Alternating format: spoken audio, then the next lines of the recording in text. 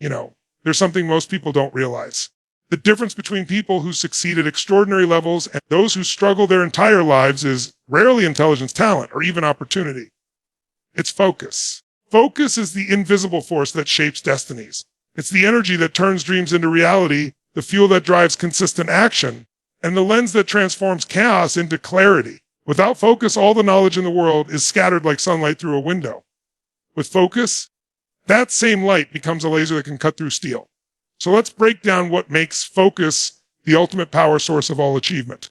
Let's talk about clarity, because without it, nothing else matters. You can have all the passion in the world, all the intelligence, all the talent, but if you don't know exactly where you're going, you're going to burn energy in circles. Most people live like that. Busy, stressed, always moving, but not moving toward anything specific. They confuse activity with progress. They wake up every day and get caught in the whirlwind of obligations, emails, conversations. But if you ask them, what's your ultimate outcome? They hesitate. They don't really know. And here's the true thing: if you don't know what you want, even you'll always settle for what you get. Clarity is power. Not because it hands you success instantly, but because it eliminates hesitation, it cuts through the noise, and it gives your mind and body a target to lock onto. Imagine trying to throw darts blindfolded. You could throw 100 darts and not hit the bullseye once. But take off the blindfold, focus on the center, and suddenly every ounce of your effort becomes precise. That's the difference clarity makes. Without it, you scatter your energy everywhere. With it, every action, every thought, every resource you have converges on a single point.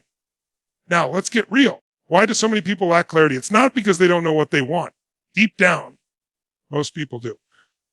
But clarity demands courage. It demands that you admit to yourself what you truly desire, not what you think you're supposed to want. Because the moment you define it, you risk the possibility of failure. You risk judgment. You risk discovering you've been living below your potential. So instead, people keep their desires vague. They say, I just want to be happy, Amin. I want more success. Success in what? Vague goals produce vague results. If you say you want to be healthier, but you never define what health looks like for you, your brain can't lock it on the target. Your mind is like a guided missile. It needs coordinates. When the target is clear, it automatically begins adjusting your actions, your decisions, even your perception to get you closer. But if the coordinates are missing, you'll drift, and drifting feels safe. But drifting also ensures that 10 years from now, you'll wake up in the exact same place. Only older, more frustrated, and with a deep sense of regret. So how do we create clarity? It starts with asking better questions. Instead of asking, what do I want someday? Ask what I want with absolute certainty right now. Instead of asking, what do I hope happens? Ask, what must happen? The quality of your life is determined by the quality of the questions you ask yourself. If you ask small, safe questions, you get small, safe answers. But if you ask bold, specific questions, your brain will rise to the challenge. Here's something to think about. Your brain has a built-in system called the reticular activating system. It's like a filter that determines what you notice. Right now, even you're sitting here listening to my voice, but there are 1,000 sounds, colors, movements, and sensations in this room you're not consciously aware of. Why? Because your brain can't process it all. It focuses only on what you tell it is important.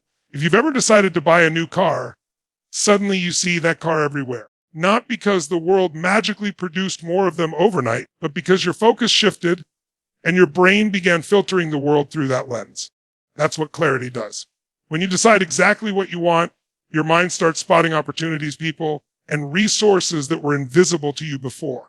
But clarity isn't just about knowing the outcome. It's also about knowing why you want it. Because the truth is, goals without emotion are dead. You can set a target, but if you don't connect it to a compelling reason, you won't have the energy to follow through. It's not enough to say, I want to make more money. Why? What will not reality for you? What will it allow you to experience, to give, to create? Your why must be powerful enough to pull you through the obstacles that will inevitably show up, because make no mistake, obstacles show up.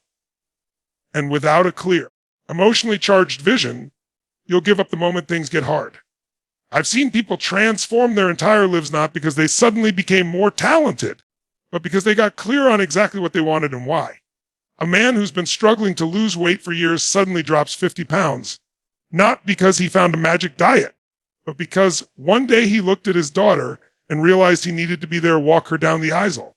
That clarity of purpose gave him the focus to follow through. A woman working a job she hates suddenly becomes an entrepreneur, not because the world changed, but because she got crystal clear that she would no longer tolerate a life that drained her soul. Clarity creates standards. It creates the line in the sand where you say, this is what I accept, and this is what I refuse.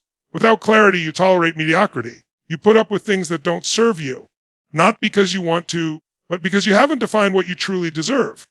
But the moment you get clear, you begin to raise your standards. And when you raise your standards, your life changes. Now let's look at it from another angle. Clarity is also about focus over time. Some people set a clear goal, but change it every few weeks. They say, I want this. And then next month, it's something different. That's like planting a seed and digging it up every few days to check if it's growing. You don't get results that way. True clarity is not a passing desire, it's a decision. And decision, if you break it down, comes from the Latin word decidere, which means to cut off. When you decide, you cut off all other possibilities. You say, this is it. This is the direction. That's clarity. And that level of certainty unleashes a kind of energy you can't access any other way. I'll tell you something. The most successful people aren't necessarily the most intelligent or the most skilled. They're the ones who had absolute clarity about what they wanted and refused to be distracted. They didn't have 100 different goals pulling them in 100 different directions. They had a handful of crystal clear outcomes, and they poured everything into them. And that's why their results look extraordinary to everyone else. You see, achievement isn't about doing more. It's about doing what matters most with total commitment. And you can't know what matters unless you're crystal clear. So I'm going to challenge you right now. Take a look at your own life. If I were to ask you, what's your number one outcome this year? Could you answer without hesitation if I asked you? What's the ultimate vision you're working toward in your career, in your relationships, in your health? Could you describe it with detail, with passion, with certainty? If not, that's where you start. Because until you get that clarity, you'll always feel like something is missing, like you're working hard but not moving forward. Let me leave you with this thought: clarity is not a luxury. It's not something you get around to someday when life slows down.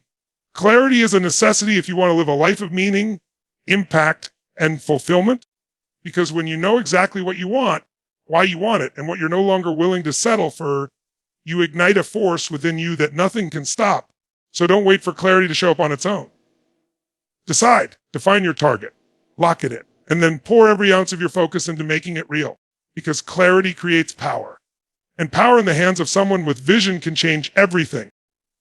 There's a truth about human potential that, once you understand it, can change everything about how you live, work, and create. The truth is simple, but it's profounding. Energy flows where attention goes. That means whatever you give your focus to, you feed.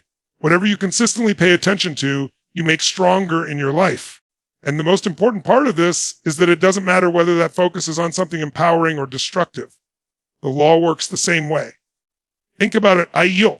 Your attention is like sunlight. Place it on weeds and the weeds thrive. Place it on seeds and the seeds flourish. The soil doesn't decide what grows. Your focus does. The question is, what are you nourishing in your life with your attention right now? Because every thought you repeat, every belief you reinforce, every problem you replay, you're pouring energy into it. And energy is life. Now, most people don't realize how much power they're giving away simply because their attention is being hijacked. They say they want a better life. They say they want growth. They say they want success. But most of their focus every day is on worry, stress, comparison, and fear. And then they wonder why they feel drained, why opportunities slip through their fingers, why they feel like they're spinning their wheels. The answer is right there. They've been giving their energy to the wrong things.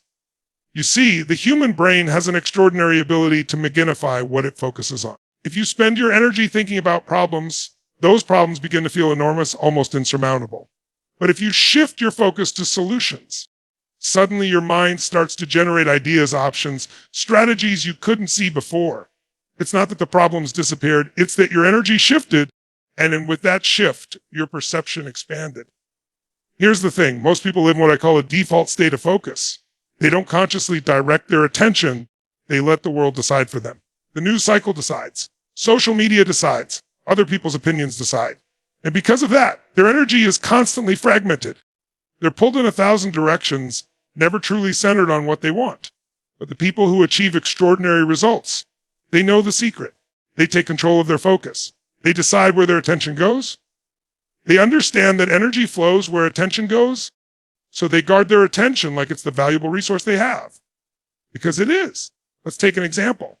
Imagine two people facing the same challenging and both lose their jobs unexpectedly. One person focuses on fear. What if I can't pay my bills? What if I never find another job? What if I fail? That focus drains their energy, paralyzes them, and limits their ability to take effective action. The other person faces the exact same reality but chooses a different focus. This could be the chance to finally pursue something meaningful. This is an opportunity to reinvent myself. What can I learn from this? How can I grow? Same meant two radically different outcomes. Because of focus. One pours energy into fear, the other into possibility. And as a result, one spirals downward while the other rises. Now, I'm not saying ignore problems. Focus isn't about pretending challenges don't exist.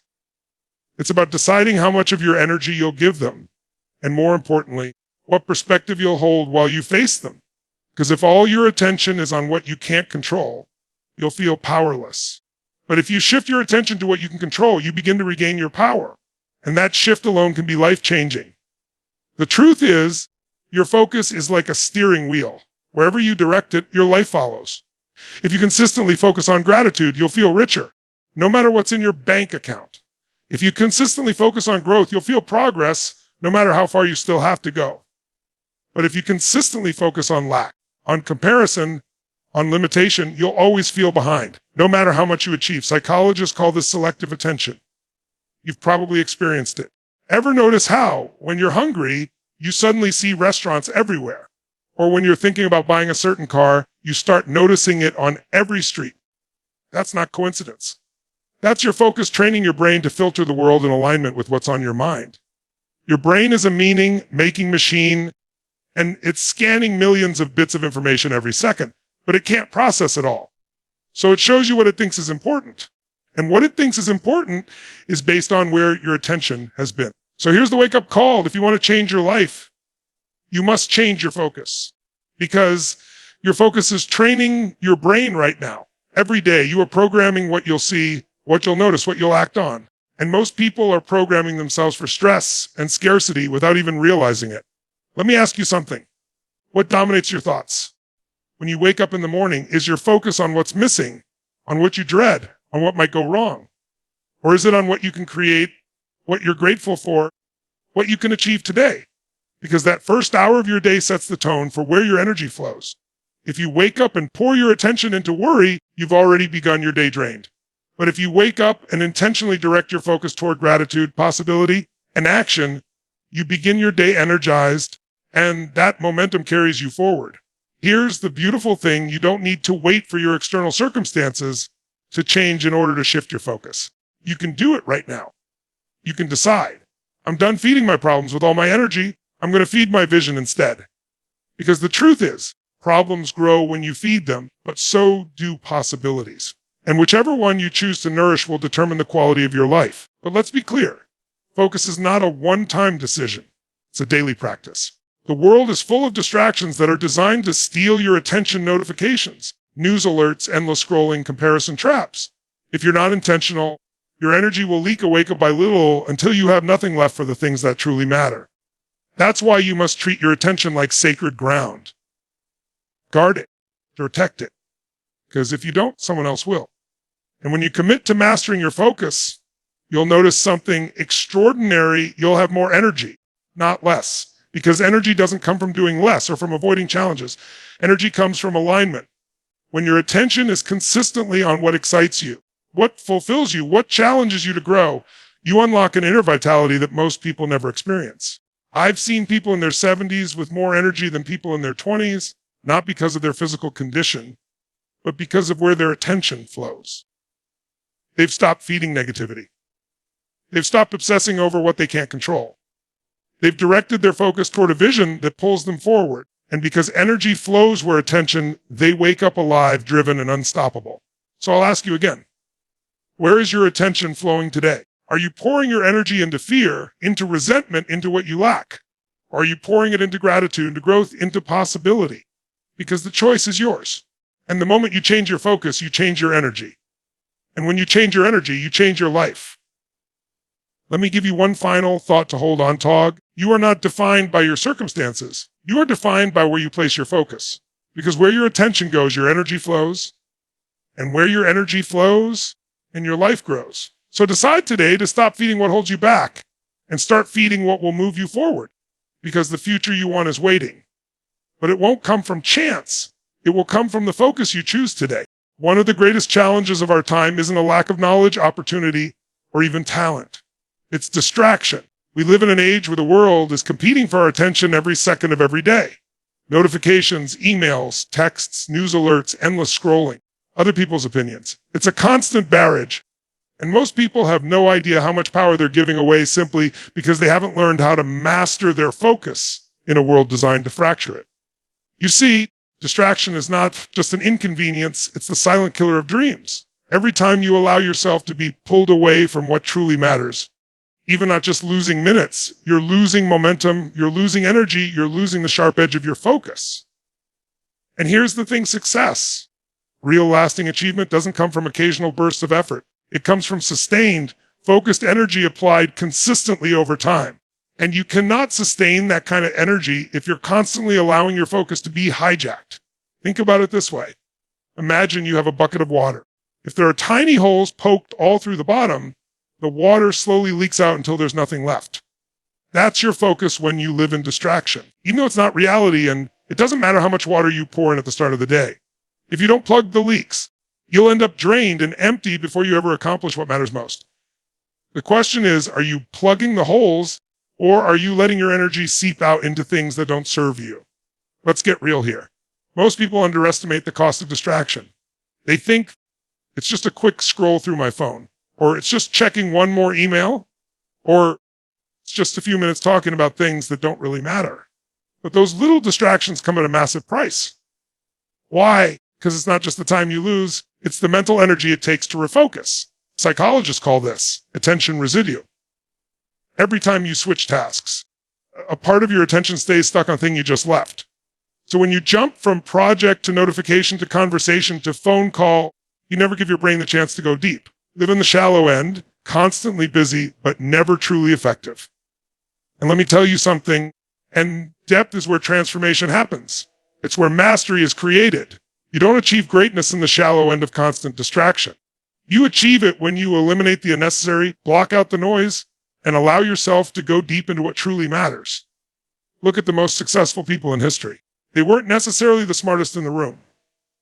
They were the ones who could lock in on a vision so intensely that the rest of the world faded into the background. They knew that distraction is the enemy of destiny, because every yes to something trivial is a no to something meaningful. Now, you might be thinking, but the world is full of things I can't control. My job demands me. My family needs me. Life throws interruptions at me constantly.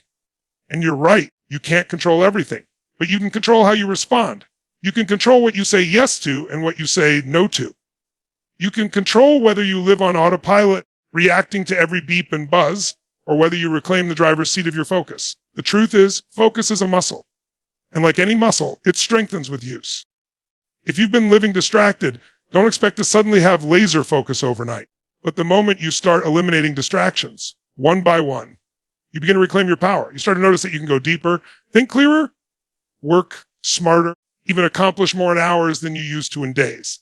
But here's something important. Eliminating distraction isn't just about productivity. It's about identity, because every time you allow distraction to pull you away from what matters, you reinforce the belief that your time and energy are not valuable. You tell yourself, I'm someone who gets pulled off course easily. But when you protect your focus, you reinforce a very different identity. I am someone whose time matters. I am someone who chooses what deserves my attention. And that identity will shape not just what you achieve, but who you become. Let me give you an example. I worked with someone once who told me, I feel like I'm always busy, but I never get anywhere. And as we looked at her day, it was clear why. Her phone was in her hand constantly. Every 5 minutes, she was checking messages, reacting to notifications, scrolling social feeds. She was living in a state of constant interruption. I asked her, what would happen if you turned your phone off for just 2 hours a day and devoted that time to your top priority? She laughed at first, said it was impossible, but she tried it. Within a month, she accomplished more in those daily 2-hour blocks than she had in the previous 6 months combined.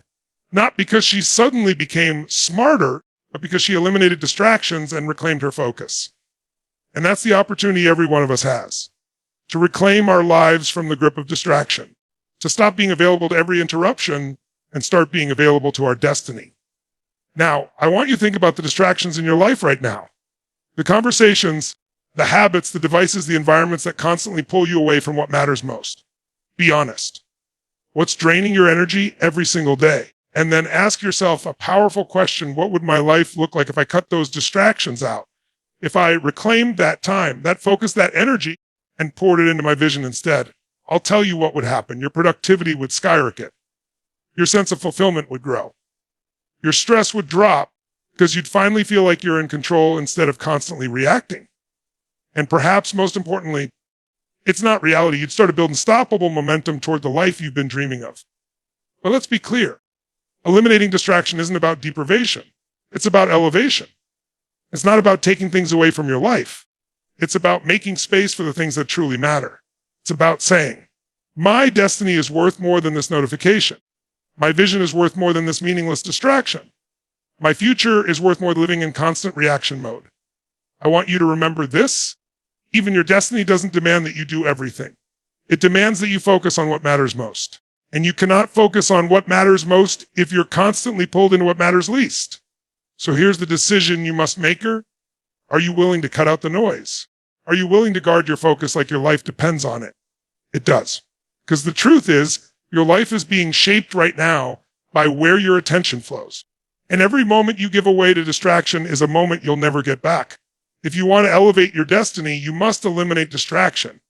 You must decide once and for all that your vision deserves more than leftovers, that your goals deserve more than scraps of your attention after you've given the best of yourself to things that don't matter, that you deserve to live fully, not half present, half engaged, half focused. So I challenge you today, make a choice, identify the distractions that are draining your energy and cut them out. Start small if you need to, but start. And as you do, watch how your focus sharpens, your energy grows, and your destiny begins to unfold before your eyes. Because in the end, it's simply eliminate distractions and you elevate your destiny. And let this final thought sink deep into you. Even your future isn't being stolen by failure or lack of opportunity. It's being stolen by distraction. Take it back, because the moment you reclaim your focus, you reclaim your life. Focus alone is not enough. You can have crystal clear clarity on what you want. You can pour your attention into it day after day. You can even eliminate every distraction in your environment. But if you don't have discipline, the consistent follow through on what you know matters, your vision remains just that, a vision. Discipline is the bridge between intention and reality. It's what takes the dream in your mind and makes it a fact in your life. I want you to imagine something for a moment. Imagine standing at the edge of a canyon. On one side is where you are today. On the other side is the life you want. The goals, the freedom, the achievement, the fulfillment. Focus is the rope you throw across that canyon. But discipline is the act of walking across it step by step, even when the winds blow and the ground shakes. Without it, you stand on the edge staring at possibility, never making it real. Now, let's get honest. Discipline is not sexy. People love to talk about motivation, about inspiration, of that spark that makes you feel unstoppable. But motivation is fleeting. It comes and goes. You cannot build an extraordinary life on something as inconsistent as motivation. Discipline, on the other hand, doesn't care how you feel. It's the decision to act even when you don't feel like it. It's the willingness to do what's necessary, not what's convenient. And that's why so few people practice it consistently, and why those who do end up with lives that others call extraordinary. You see, we live in a culture obsessed with instant gratification. We want results yesterday. We want the shortcut, the hack, the magic pill. But life doesn't reward shortcuts. Life rewards consistency. And that's all discipline is: consistent, aligned action in the direction of your vision. Not once, not when it's easy, but every single day. Let's break it down. Discipline starts with a real decision. Not a wish, not a hope, not a try. A decision says, this is who I am, this is what I'm committed to, and there is no going back. Remember, the word decision comes from the Latin decider, which means to cut off. Discipline is cutting off the option of quitting. It's cutting off the option of giving into excuses. It's cutting off the option of waiting until you feel like it. When you decide, discipline becomes the natural next step. Even here's the beautiful parting: discipline is not about punishment. People hear the word and think of suffering, of restriction, of forcing themselves to do things they hate. But real discipline is freedom. Think about itchy. When you're disciplined with your health, you're free from the chains of fatigue and sickness. When you're disciplined your finances, you're free from the stress of debt. When you're disciplined in your relationships, you're free from the regret of neglect. Discipline is not the enemy of freedom. It's the path to freedom. But discipline requires you to master something. Most people run from your emotions because there will be days when you don't want to show up. Days when you'd rather stay in bed, skip the workout, avoid the hard conversation, procrastinate on the project. And in that moment, your emotions will whisper, it's okay, just do it tomorrow. But tomorrow is a liar. Tomorrow becomes next week, next month, next year, until you wake up realizing you've built a life of someday. Discipline says, I don't wait for tomorrow. I act today. And now, let's get practical. How do you build discipline when it feels like the hardest thing in the world? You start by aligning it with your focus and your why. If you're trying to discipline yourself through sheer willpower alone, you will fail. Willpower is a limited resource. But when you tie discipline to a vision so clear, so compelling, and so emotionally charged that you feel it in your bones, discipline stops being something you have to do and becomes something you choose to do. Think of an athlete training for the Olympics. Do you think they feel motivated every morning at 5 a.m.? Of course not. They're human, but they're disciplined because their vision. Standing on that podium, representing their country, living their dream, is stronger than their excuses. Their discipline isn't about forcing themselves through misery. It's about aligning daily actions with a destiny that pulls them forward. And that's the shift I want you to make. Stop discipline as drudgery and start seeing it as devotion. Devotion to your vision. Devotion to the person you're becoming. Devotion to the life you know you were meant to live. Because when you see it that way, discipline becomes an act of love for yourself, not a punishment. Let me give you a personal example I once heard from a high performer.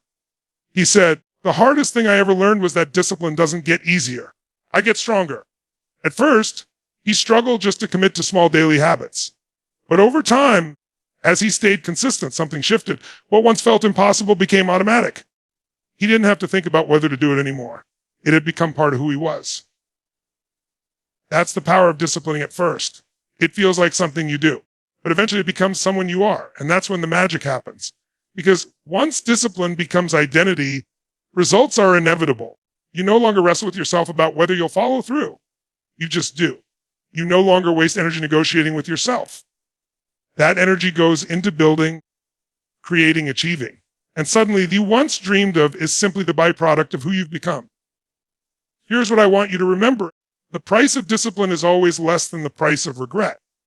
Discipline might feel hard in the moment, but regret is a pain that lingers for a lifetime. 10 years from now, you won't regret the mornings you got up early to work on your dream.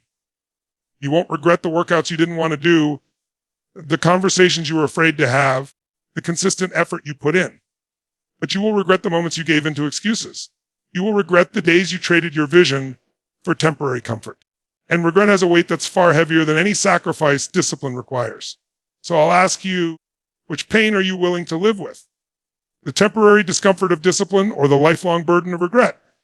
Because you can't escape pain. Life will give you one or the other. But you get to choose which one you carry. Now, some of you may be thinking, but I've tried discipline before and I always fall off track. Let me tell you, that's not failure. That's feedback. Discipline is not about being perfect. It's about recommitting every time you slip. Every time you get back up, you build resilience. Every time you realign with your vision, you strengthen your identity. And over time, those small recommitments add up to massive transformation. So don't wait for perfect conditions. Don't wait for the right time or the right mood or the right circumstances. Start where you are with what you have and build discipline one action at a time. Because your destiny is not waiting for you to feel ready. It's waiting for you to be disciplined enough to act, no matter how you feel. I want you to imagine this 6 months from now, you could be living in a completely different reality. Not because the world changed, not because luck suddenly showed up, but because you decided to practice discipline every single day.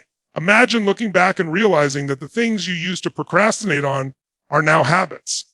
And that the results you used to dream of are now your reality. That the person you used to aspire to become is the person staring back at you in the mirror. That's what discipline can do. It turns your focus into results.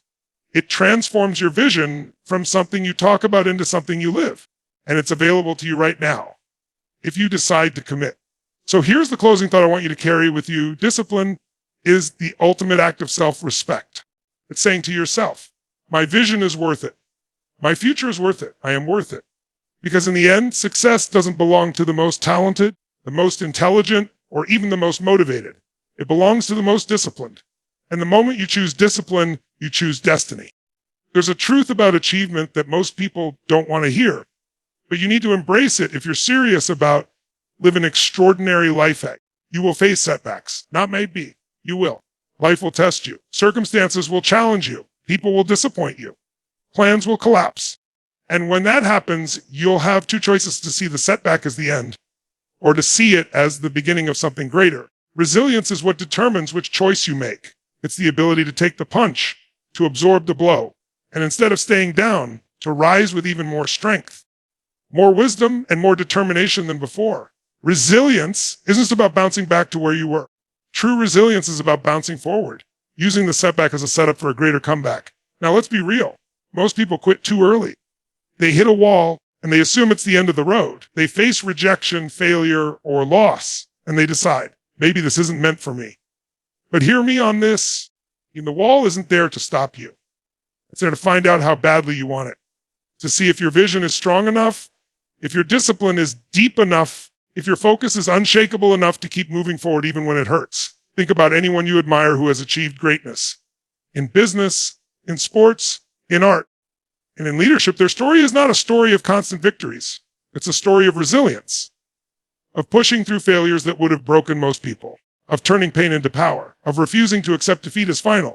Thomas Edison famously said, "I have not failed, and I've just found 10,000 ways that won't work."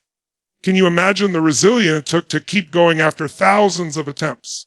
Most people would have given up after 10, maybe even after 5. But Edison understood something most people dawn to: failure is not the opposite of success. Failure is part of success. It's the price of admission for anyone who wants to play at the highest level. The problem is we've been conditioned to fear failure. From the time we were children, we were taught that mistakes are bad, that getting it wrong means we're not good enough. And so, as adults, we avoid risks, we play it safe, we settle for less than we're capable of, all because we're terrified of falling short.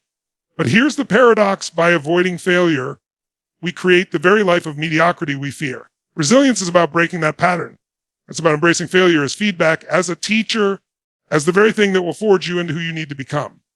And let's not sugarcoat it. Resilience is not easy. It demands that you confront pain, disappointment, and even humiliation.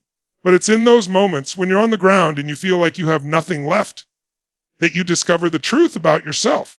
You find out whether you're driven by convenience or by conviction.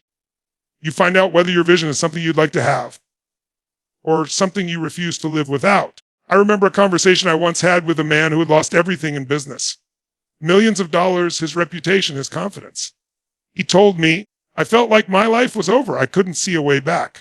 But he didn't stay there. He chose resilience. He learned from his mistakes, rebuilt step by step. And within a few years, he was leading a new company even more successful than the first. When I asked him what made the difference, he said, the first time I built it, it was skill. The second time, it was resilience, and that made me unshakable. That's the gift of resilience. Once you've proven to yourself that you can rise from a setback, you become fearless. Not because you believe you'll never fall again, but because you know you can handle it when you do. You develop a kind of inner certainty that says, throw whatever you want at me. I may get knocked down, but I will not stay down. And here's something else: resilience isn't just about you. Your ability to rise again inspires everyone around you. When your children see you push through hardship, they learn that they can too. When your team watches you stand strong in the face of challenge, they find the courage to do the same. Resilience is contagious. It creates a ripple effect that empowers others to rise with you. Now, how do you build resilience? It starts with perspective. The meaning you give to a setback determines the power it has over you. If you see it as proof that you're not capable, it will crush you. But if you see it as training, as the universe or God or life itself sharpening you for something greater, it will strengthen you. The same event, two completely different outcomes, all because of perspective. Another key is to focus on what you can control. When you're hit with a setback, It's easy to obsess over everything you can't change, but resilience is about shifting your attention back to what you can change. Your effort, your mindset, your next step. That shift alone turned despair into determination. And let's not forget the role of discipline. Resilience isn't just emotional toughness, it's practical consistency. It's saying, I will keep showing up, I will keep taking action, I will keep moving forward, even if it's just one step at a time. Because resilience isn't built in a single dramatic comeback. It's built in the daily decision to rise again and again and again. Now, I want you to pause and think about a time in your life when you faced a setback you couldn't recover from, but you did. Maybe it was the loss of a job, the end of a relationship, a financial crisis, or a health challenge. At the time, you thought it was the end. But looking back now, you can see that it shaped you, strengthened you, taught you something you couldn't have learned any other way. That's resilience. That's proof that you already have it within you. The question is, are you willing to unleash it again intentionally the next time life tests you? Because make no mistake, the test is coming. It may not look like the last one, but it's coming. And when it does, you will have a choice. You can let it break you, or you can let it build you.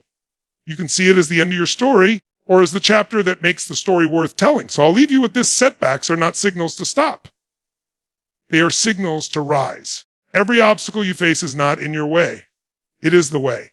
And if you choose resilience, you will not only overcome it, you will use it as fuel to reach heights you never imagined possible. Your destiny is not determined by how many times you fall. It's determined by how many times you rise. So rise. It's when it hurts. Rise when it's hard. Rise when you don't see the way forward. Because the very act of rising transforms you into the person capable of achieving the life you desire. Remember, this resilience doesn't just turn setbacks into comebacks. It turns ordinary lives into extraordinary legacies. You know, there's something fascinating about the human mind. We don't just live life. We live the story we tell ourselves about life. And the story we tell ourselves is written by our focus. Because what you focus on consistently doesn't just shape your day, your habits, or your results. It shapes your very identity. And your identity, once formed, becomes the invisible force that directs your destiny. Think about it. Every single person in this room has an identity they carry with them every day. It's not the name on your passport. It's not the job title on your business card. And it's not even the roles you play in your family or community. It's the deep-seated belief about who you are, about what you're capable of, about what you deserve. And the truth is, most people never consciously choose that identity. They inherit, they absorb it from their environment, their childhood, their failures, their successes, their friends, and their culture. But here's the real breakthrough: identity is not set in stone. It's fluid.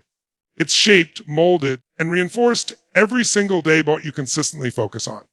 Let's make this practical. If every day you wake up and your focus is on how tired you are, how little you've accomplished, or how overwhelming life feels, you start to reinforce the belief that you're someone who's barely surviving. And what happens when you believe you're just surviving? You live small. You play safe. You stop dreaming and you settle for less than you're capable of.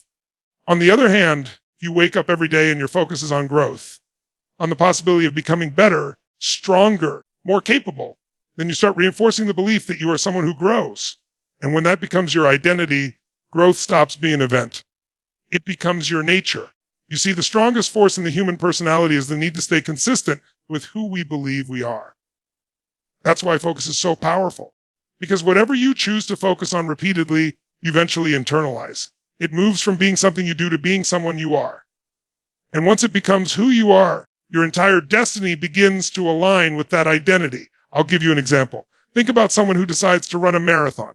At first, their focus is on training. They set a schedule, they push through pain, they build endurance. But something remarkable happens when they do it long enough. They stop just running. They become a runner. The identity shifts.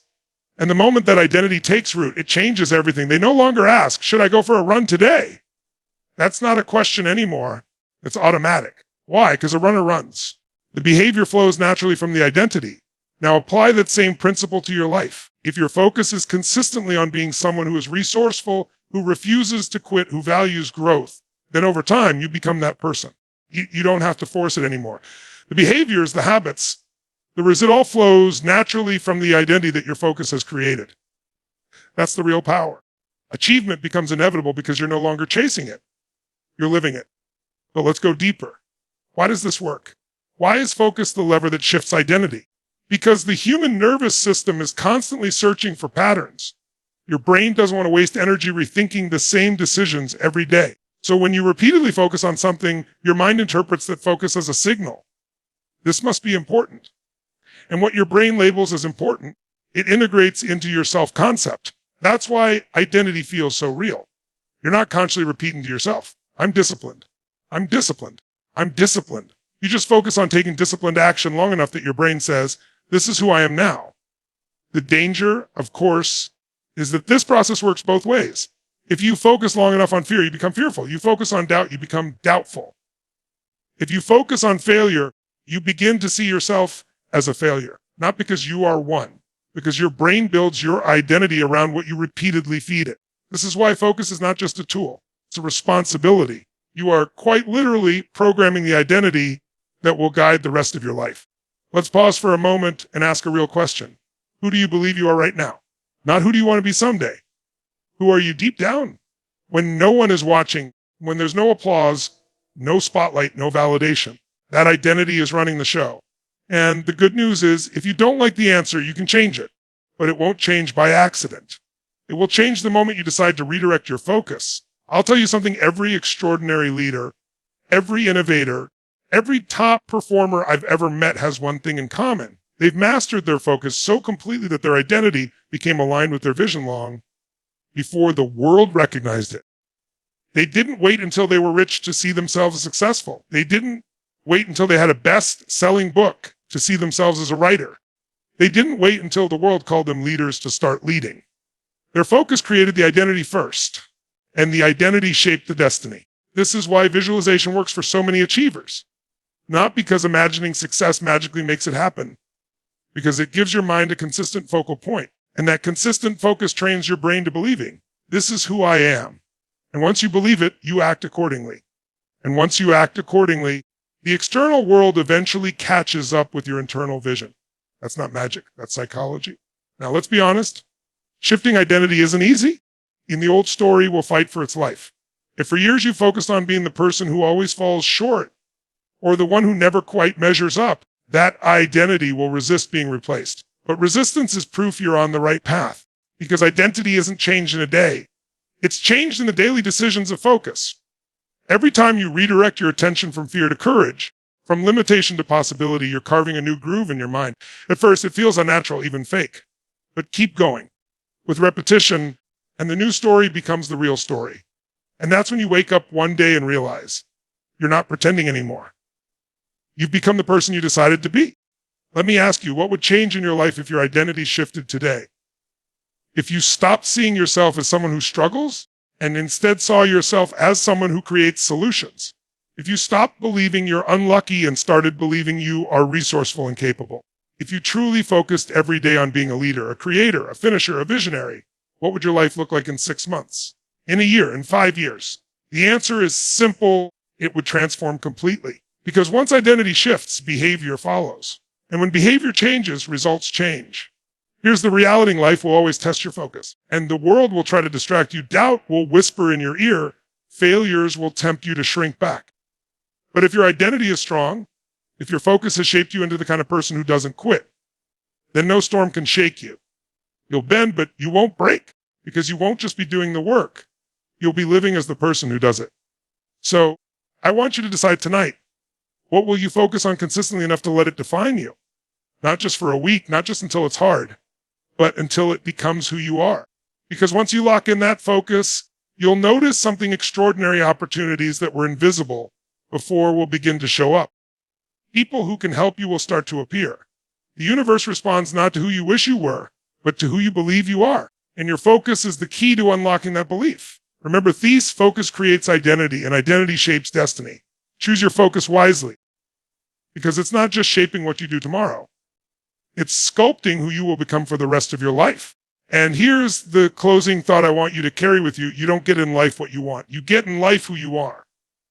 So decide today who you will be. Even let your focus build that identity, one thought action, one choice at a time.